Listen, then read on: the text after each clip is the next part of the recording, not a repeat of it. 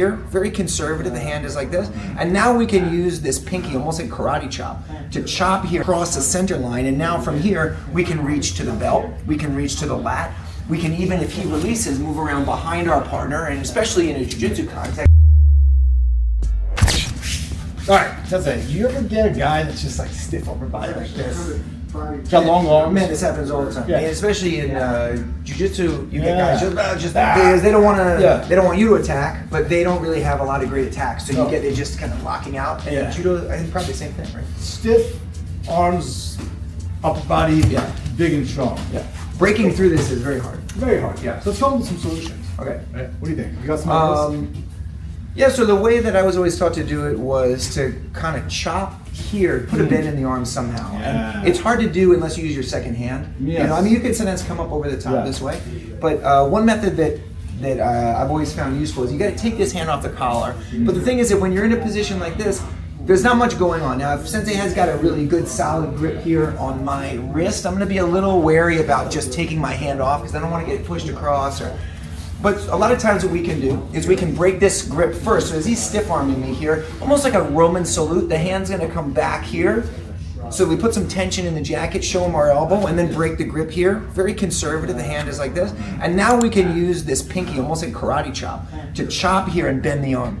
Once we do that, we're gonna bring everything across the center line, and now from here, we can reach to the belt, we can reach to the lat, we can even, if he releases, move around behind our partner, and especially in a jiu-jitsu context, this is great. Now you're behind your partner, you can look to take your partner down backwards. So that's one, especially if you're not that worried about the guy countering you, and you feel comfortable taking a hand off to chop. It's awesome to get around outside the elbow and starting to do that. So that's one. What's another one? Well, you can do all that in like a fake pull and guard, you know, that's always a good one, right? When the arm is close distance up top, there's definitely this space underneath, you know? So you pretend to attack this space with this tumanage, and now there's a little bit of you bend the elbows, now it's no longer like keep the person away, it's getting your legs underneath you in the base, right?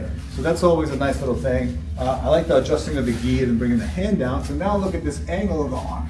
Right, so now I'm gonna put my head on top, and then I can start it's not really a stiff arm anymore now. Not anymore, yeah. So that's an option. I like taking this hand off also, with one hand. Okay, how do you do that? So a lot of the times it becomes a sort of this thing, like tumanage, cut the head, attack the feet, cut the head, right? And then like you said, sometimes when you string these two things together, you may be able to bend the elbows, right? And sometimes you may be able to bend the wrist using your shoulder. Even this way, it might be cause a little bit of an issue, right?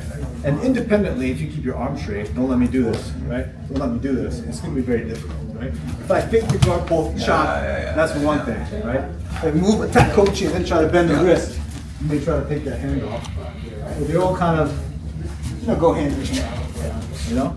So fake the guard pull, coach, and then like you said, kind of using this other hand, kind of come here, top, all that stuff. Right? They all work, you know? These are some ideas to deal with hands and butt stiff. Yeah, and I think sometimes, you get guys where since he's stiff arming me here, and I'm trying to like come up over the top or underneath, and it's hard. So I think these sort of strategies where you're bending the arm, you're adjusting movements here. Oh shoot, that was good, Sensei. Oh my God. I just learned that was awesome. You right now. That was great. That was great. Yeah.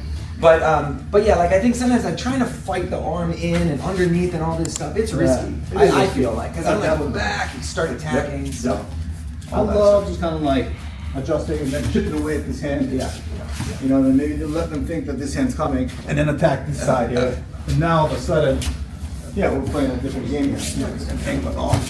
Whoa, there's that Higashi. Great. And if it all fails. Pull guard, just pull guard. Just sit down. Just sit down. Isn't that the title of an upcoming video? Just sit down. Just sit down. There we go. Very nice. Very nice.